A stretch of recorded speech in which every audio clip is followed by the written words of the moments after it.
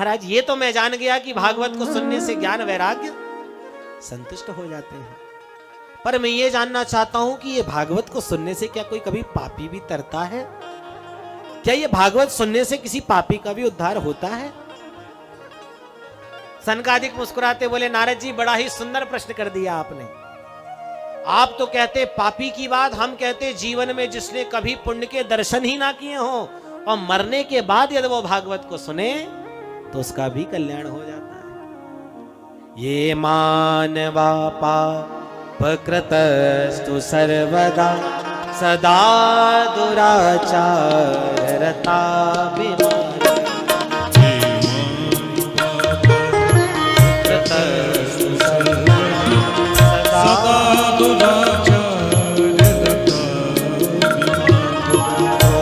क्रोधाग्निदग्धा कुटिलाशकामिना सप्ताहयज्ञेन कलौ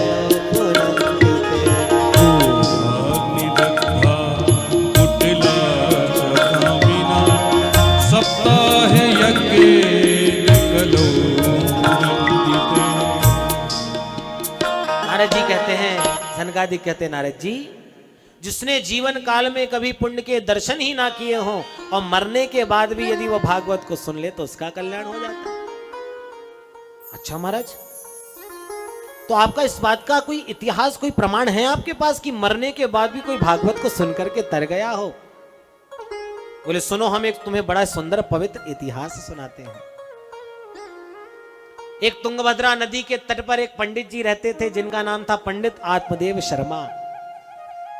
इतने विद्वान ब्राह्मण, द्वितीय भास्कर के समान, जहां निकल जाए तो तेजोमय स्वरूप इनका।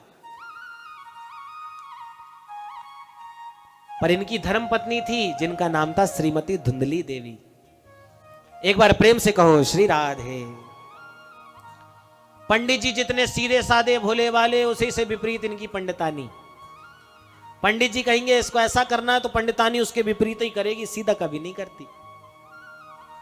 और सनकादिकों ने तो पंडितानी की एक एक गुणों की महिमा को भागवत में बताया। कैसी थी पंडित जी की पत्नी? बोले लोकवार्ता रता क्रूरा प्रायशो बहुजल्पिका शूराचाग्रह कृत्येषु कृपणा कलह प्रिया। पहली बात बताई लोकवार्ता। जहां भी बैठेगी लोगों की चुगली करना, लोगों को बुरा बोलना, लोगों की बुराई करना, यही इसका काम। अच्छा प्रिय क्या था? बोले जब तक पड़ोसी से लाठी चार्ज ना हो जाए तब तक खाना ही हजम ना हो। बोलो राधे राधे। धुंधली नाम था ना। इतनी बुरी थी कि लोगों को परेशान करना, लोगों से लड़ना, लोगों से झगड़ना, लोगों को परेशान करना, यही इसका कार्य था। एक दिन तो पड़ोस की माताओं ने इससे बात करना ही बंद कर दिया कि ये बड़ी बुरी है, लड़ती है हमसे, इससे बात ही मत करो। अब इसका किसी से लड़ाई झगड़ा ना हो क्योंकि किसी से बात ही नहीं करती है, क्या करें? तो पहले के जमानों में आग लेने की परंपरा चलती थी। तो एक दिन ये अपने पड़ोसी के यहां आग मांगने चली गई और जैसी आग मांगने गई, कहा पड़ोसन मुझे भोजन बनाना तो इन्हें आग दे दे। चूल्हे से दबी दबाई आग निकाल करके पड़ोसन देने लगी। सो अपना पल्लू आगे करके कहती बहन इसमें डाल दे। पड़ोसन बोली तेरी मती मारी गई है, तू पल्लू में आग लेगी तो जल जाएगी। सोई लड़ना शुरू, अरे तू क्या बताएगी, मुझे ज्ञान देगी। लड़ाई करना शुरू कर दी। जो बात बात में ही लड़ना शुरू कर दे उसी का नाम तो धुंधली है। पर भोले भाले पंडित जी जैसे तैसे अपने जीवन का यापन पंडितानी के साथ करते। चलती पंडितानी की थी, पंडित जी की नहीं। जैसे तैसे पंडित जी जीवन का यापन कर रहे हैं कि भगवान की कृपा। पंडित जी के घर में सारी वस्तु, पर एक ही कमी की कोई संतान नहीं है। सब कुछ है पंडित जी के पास पर कोई संतान नहीं। जहां भी जाते लोग बुरा भला कहते हैं। एक दिन पंडित जी के मन में इतना दुख हुआ, इतना बुरा लगा कि पंडित जी घर के बाहर बैठ करके रो करके रुदन करने लगे। राम राम, न जाने मेरे कौन से जन्म के पाप उदय हुए जो भगवान ने मुझे संतान नहीं दी। बैठे बैठे रो रहे थे कि अचानक एक महात्मा ने जाते हुए देखा। ओहो, कोई ब्राह्मण रो रहा है, जरूर भगवान की प्राप्ति के लिए रुदन कर रहा होगा। चलो चल करके इसके दुख को दूर करूं। आकर के पूछा ब्राह्मण, कथम रोदसी विप्रत्वम काते चिंता बलीयसी बदत्वम सत्वरम मह्यम स्वस्य दुःखस्य कारण। हे ब्राह्मण, क्यों रोते हो भैया? सत्वरम मत, शीघ्र हमसे कहो, कौन सी चिंता सता रही है तुम्हें? बोले भाले पंडित जी हाथ जोड़ करके बोले, महाराज भगवान की कृपा से घर में काऊ बात की कोई कमी ना है, पर संतान के बिना घर काटने को दौड़ता है। महाराज कोई संतान नहीं है हमारी। अच्छा, संतान नहीं है? बोले नहीं महाराज। ब्राह्मण ने विचार किया, संत ने विचार किया, हम सोचे यहां बैठा होगा भगवान की प्राप्ति करने को, पर ये तो बेटा बेटी के चक्कर में रो रहा है। समझाने लगे, देखो ब्राह्मण, कर्मों की गति बड़ी गहन है, ये बेटा बेटी के चक्कर में मत पड़ो, वृंदावन जाके भगवान का भजन करो, यही सार, बाकी सब बेकार। मुंचा ज्ञानम प्रजारूपम बलिष्ठा कर्मणो गति विवेकम तु समासाद्य त्यज संसार वासना। ये बेटा बेटी के चक्कर में मत पड़ो ब्राह्मण, भगवान का भजन करो। अरे क्या तुम नहीं जानते, राजा सगर के 60,000 पुत्र थे, पर कौन से पुत्र ने सुख दिया? ये बेटा बेटियों के चक्कर में मत पड़ो, ये कोई सुख नहीं देते हैं, तुम तो भगवान का भजन करो, वही सार है। महात्मा समझा रहे हैं, पर पंडित जी को कहां समझ में आने वाली। पंडित जी के दिमाग में तो बेटे का भूत सवार है। लातों के भूत बातों से नहीं मानते। बोलो राधे राधे। पंडित जी सब ब्राह्मण समझा रहे हैं, संत समझा रहे हैं, पर ब्राह्मण की समझ ही नहीं आ रही। ब्राह्मण संत कहते हैं, ब्राह्मण ने कहा, पंडित जी ने कहा, महात्मा जी अरे आप बेटा बेटियों का सुख जानती क्या? कहां हो आप, तो महात्मा हो। छोटे छोटे बच्चे पापा पापा कह करके, मम्मी मम्मी कह के तुतला तुतला के बातें करते हैं, ऐसा लगता है जैसे रसगुल्ला सा घुल गया हो कान में। ये बेटा बेटियों का सुख आप क्या जानो बाबा बैरागी? आप तो मुझे बस संतान दो, पुत्र दो, नहीं तो मैं अभी अपने प्राणों को त्याग दूंगा। महात्मा ने ध्यान से ब्राह्मण की मस्तिष्क की रेखा को पढ़ा और कहने लगे, रे ब्राह्मण, तेरे मस्तिष्क की रेखा बता रही है इस जन्म नहीं, अपितु 7 जन्मों तक तेरे भाग्य में संतान के योग नहीं है।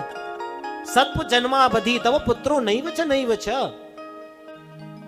अब तो ब्राह्मण और भी ज्यादा रोने लगा, महाराज मैं तो 1 जन्म की सोच के दुखी था, आपने तो 7 जन्म की बता के मेरे दुख को और भी ज्यादा बढ़ा दिया। अब या तो आप मुझे संतान दो, नहीं तो मैं अभी अपने सिर को पटक करके ही प्राण दे दूंगा और मेरे मरने का ब्रह्म हत्या आपको भोगनी पड़ेगी। महात्मा बोले, क्यों, हम क्यों भोगेंगे भैया? बोले, तुमने मेरे दुख को और बढ़ा दिया और तुम्हारे दुख के कारण मैं मरूंगा तो तुम्हें भी ब्रह्म हत्या लगी। महात्मा सिर खुजलाने लगे, लेना एक ना देना दो, हम अपने रास्ते जा रहे, अपना रो रहा, हमने इससे पूछा तो हम खामखा ब्रह्म हत्या और मोल ले ली। अरे ना ना ना ब्राह्मण, ऐसा नहीं करना भैया, हम तुम्हारे लिए कुछ करेंगे। हाँ महात्मा जी, तो मुझे संतान चाहिए। जब जिद कर बैठा ब्राह्मण, तो संत ने भगवान का कृपा प्राप्त करके, भगवान का अनुग्रह प्राप्त करके, भगवान का ध्यान करके एक फल उठाया और कहा, रे सुन ब्राह्मण, यदि तू संतान चाहता है तो ये फल ले और ले जाकर के अपनी धर्म पत्नी को खिला देना। यदि ठाकुर जी की कृपा हुई तो निश्चित तेरे घर में संतान होगी। अब तो पंडित जी प्रसन्न हो गए। देखा, मैं जानता था संत यदि प्रसन्न हो जाए तो भगवान की लिखी बात को भी मिटा सकते हैं। अच्छा महाराज, जब जल्दी से ये बताइए, कोई नियम धर्म तो नहीं करने पड़ेंगे? बोले, 1 टाइम भोजन करना, भूमि में शयन करना, भगवान का भजन करना, यदि ये 2-4 नियम तुम्हारी पत्नी ने किए तो तेन पुत्रो तेन निर्मला, बड़ा सुंदर निर्मल पुत्र होगा। अब तो पंडित जी प्रसन्न हो गए, महात्मा को प्रणाम किया, हाथ में फल लिया और दौड़े दौड़े पंडितानी के पास। अरे सुनती हो, नेक जल्दी बाहर आओ। पंडितानी दौड़ी दौड़ी आई, क्या बात है? अरे देखो जल्दी आओ, मैंने क्या लेकर के आया हूं। पंडितानी दौड़ी दौड़ी आई, क्या लेकर के आए? पंडित जी के हाथ में फल देखी तो कहती है, क्या लाए हो? बोले, फल लाया हूं। बोले, महाराज आवाज तो ऐसे लगा रहे थे जैसे 9 लाख हार लेकर के आए होगे मेरे ताई। अब ये फल का क्या करूंगी मैं? अरे देवी, ये कोई साधारण फल नहीं है, संत का प्रसाद है, यदि इस फल को तूने खा लिया तो तेरे घर संतान होगी। अच्छा, यदि ऐसी बात है तो बड़ी अच्छी बात है, पर धुंधली है, एक बार में मानने वाली कहां। अच्छा महाराज ये काम करती हूं, मैं स्नान करती हूं, ठाकुर जी को भोग लगाती हूं, उसका प्रसाद बना के फिर इस फल को खाऊंगी। पर देवी खा जरूर लेना, संत का प्रसाद है। बोले आप चिंता मत करो, जरूर खा लूंगी।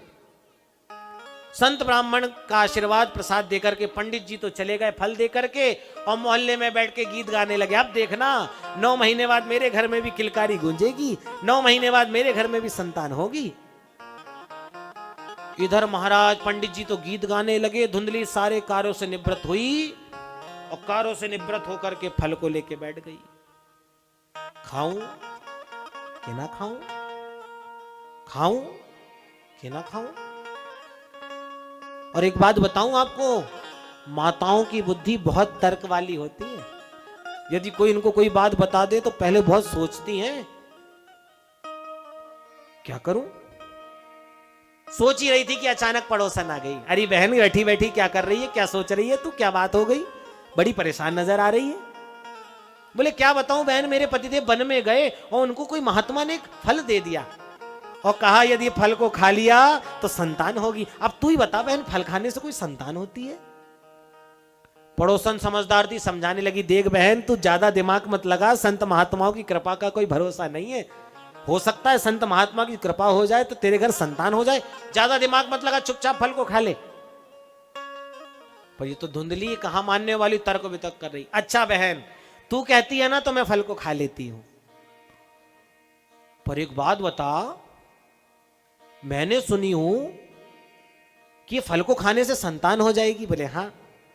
तो देवी एक बात बता, जब मैं इस फल को खा लूंगी तो मैं गर्भवती हो जाऊंगी। बोले हाँ। और जब मैं गर्भवती हो जाऊंगी तो मेरे पेट में बच्चा आ जाएगा। बोले हाँ। और जब मेरे पेट में बच्चा आ जाएगा तो मेरा पेट बढ़ जाएगा। बोले हाँ। और जब मेरे पेट बढ़ जाएगा तो अकेले ही जो घर के कार्यकाल करती हूं वो कौन करेगा। बोले देख देवी धीरे धीरे काम को करना, ज्यादा परेशान होने की बात नहीं, तू तो चुपचाप फल को खा, ज्यादा दिमाग मत लगा।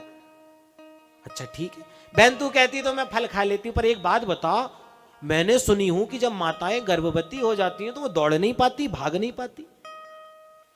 पड़ोसन बोली हाँ दौड़ तो नहीं पाती, पर तुझे कहां भागना है, तुझे कहां दौड़ना, तू फल को खाना। और नहीं बहन, यदि मेरे घर में आग लग गई और कहीं आग लग गई और मेरे पेट में बच्चा रहा तो मैं तो दौड़ ही नहीं पाऊंगी, और मैं तो मरूंगी मरूंगी, मेरे पेट में जो बच्चा वो और मर जाएगा। पड़ोसन बोली राम राम, तू भी कितना दिमाग लगा रही है, फल को चुपचाप खाती क्यों नहीं। अच्छा बहन तू कहती तो मैं फल को खा लेती हूं, पर बहन मैंने सुना है कि जब माताएं गर्भवती हो जाती हैं तो ज्यादा काम काज घर के नहीं कर पाती, और जो अकेले में सारे घर का कार्य कर लेती हूं तो गृह कार्यम कथम भवेत, घर के कार्य को कौन करेगा। पड़ोसन बोली एक काम कर, यदि तुझसे घर के काम नहीं होंगे तो जब ननद बुआ बनने वाली होती है तो उनको बुला नहीं पड़ता, तू अपनी ननद को बुला लेना, ननद तेरे घर का काम कर लेगी। धुंधली बोली अरे नाना मेरे ननद की तो बात ही मत कर, ननंदा संग्रह सदान, मेरी ननद महाचोटी है, 7 दिन में 9 महीने में तो मेरा घर ही साफ कर देगी महाराज। बोलो राधे राधे। ननंदा संग्रह सदा, मैं नहीं करने वाली। अच्छा क्या करे, देख बहन तू ज्यादा दिमाग मत लगा, तू चुपचाप फल को खा क्यों नहीं लेती है, फल को खा ले। अच्छा बहन तू खाती कहती है तो मैं फल को खा लेती हूं, पर बहन मैंने सुना है कि सुखदेव जी महाराज अपनी माता के गर्भ में 12 वर्ष तक रहे। बोले हाँ बहन सुना तो तूने ठीक है, 12 वर्ष तक रहे। और ये बहन कहीं मेरे पेट में मेरा बच्चा 1 वर्ष भी रह गया तो मेरे तो प्राण ही निकल जाएंगे। पड़ोसन ने हाथ जोड़ ली, बहन तुझे फल खाना है तो खा, नहीं खाना है तो मत खा, पर मेरा दिमाग मत खा। कब से तुझे समझा रही हूं फल को खा, फल को खा, पर तू खाती नहीं है। पड़ोसन परेशान हो गई, समझा समझा करके उठ करके वहां से चल दी। और इतने कुतर्क वितर्क किए धुंधली ने कि एवं कुतर्क योगेन तत्फलम नहीं भक्षितम, आखिर उस फल को नहीं खाया। शाम को पंडित जी आए, देवी फल खा लिया था, बोले महाराज तुरंत खा लिया मैंने। झूठ बोल दिया पंडित जी।